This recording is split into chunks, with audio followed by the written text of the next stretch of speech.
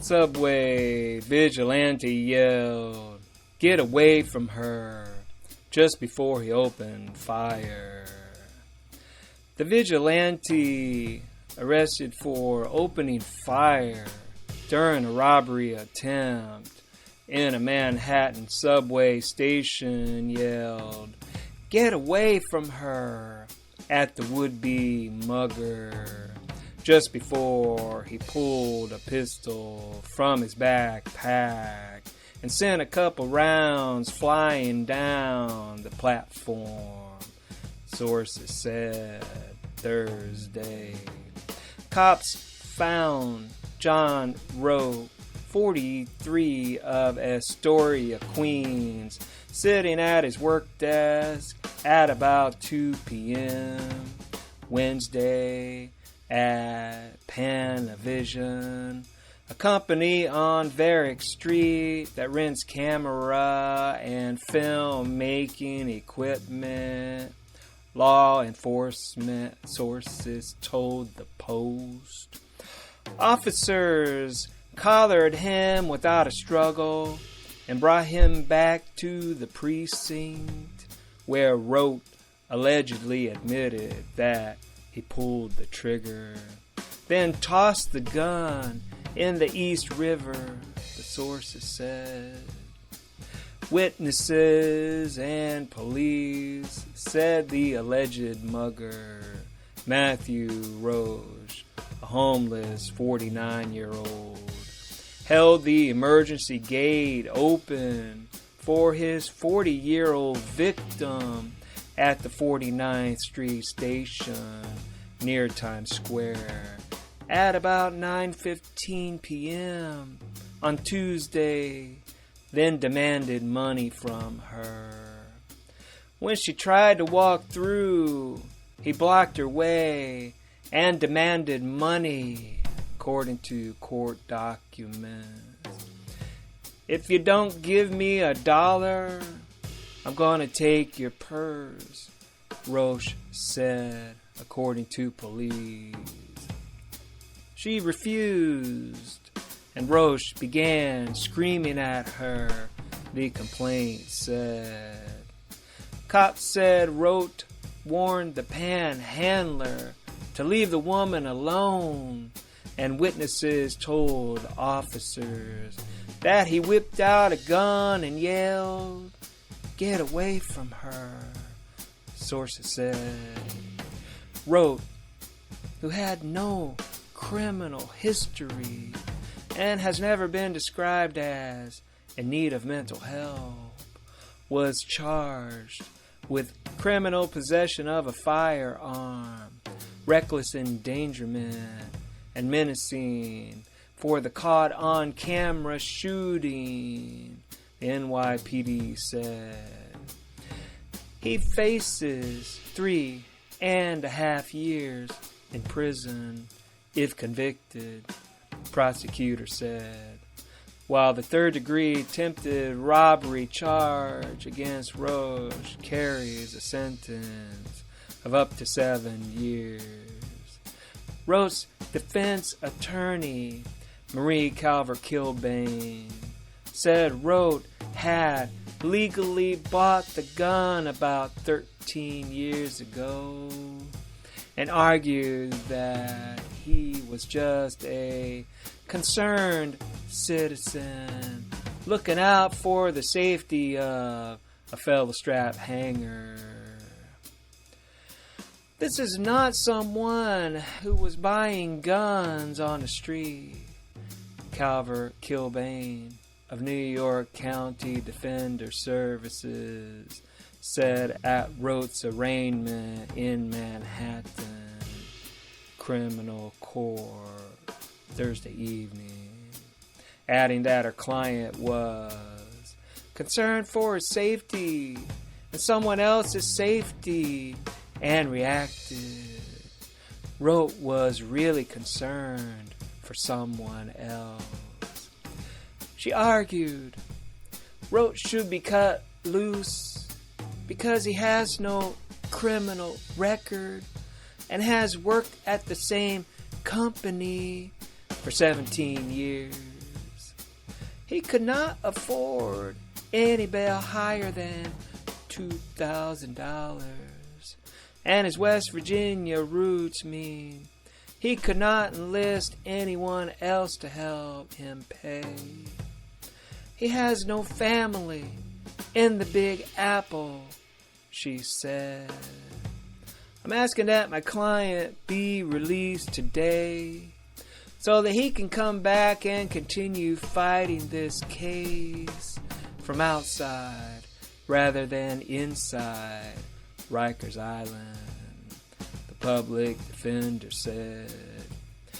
Judge J. Wiener set bail at $10,000 cash, bond, or credit card at the request of prosecutors, noting the seriousness of the charges and the potential flight risk Roat posed due to his out-of-state connection. A grand jury will review the case on November 14th when Roat is due back in court, Wiener added. Panavision employees steadfastly refused to comment or react to the colleague's arrest and referred a reporter from the Post to the company's media relations department. The company's PR team said they wouldn't comment on any pending law enforcement investigations. Roat worked as a lead inventory and logistics technician at the film equipment company, where he'd been for 17 years, according to his LinkedIn profile. He graduated from Fairmont State University in West Virginia in 2005 with a degree in applied science, the website says.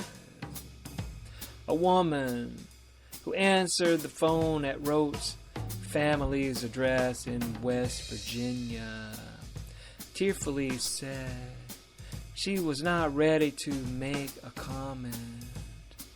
In footage obtained by the Post, Roat allegedly walked down the platform when he seems to see something in the distance. He immediately stops right in front of the turnstiles, puts his olive green backpack down, and starts fumbling through it. Seconds later, he emerges with what looks like a snub-nosed revolver, points it, and casually squeezes off around, the video showed.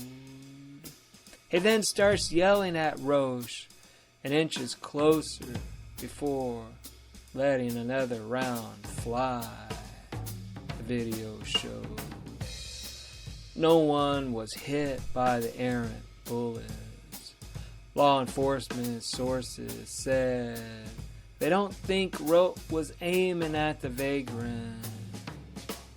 But even if he had been, he probably wouldn't have hit him, according to Brian Higgins, a professor at John Jay College of Criminal Justice and the former chief of the Bergen County Police Department.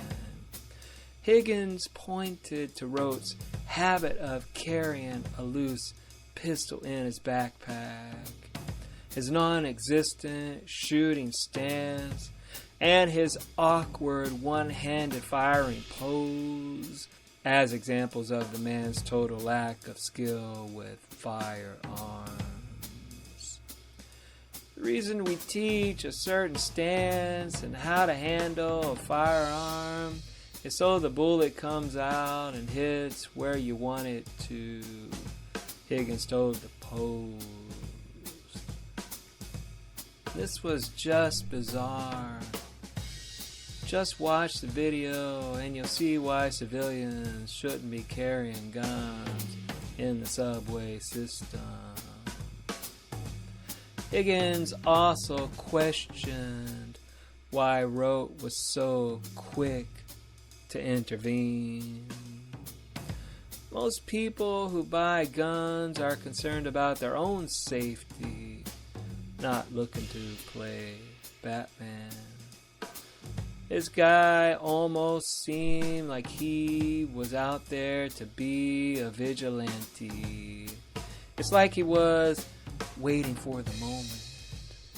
Still, he said he understood the fear New Yorkers still feel and blamed the city for not making the subway safer, faster. They've got to fix this, Higgins said.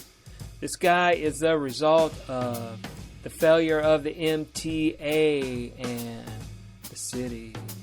They've dropped the ball. They've got to fix it. Police searched for Rote for a day and a half before an anonymous tipster recognized him from the stills of surveillance footage released by the NYPD and called the cops, sources said.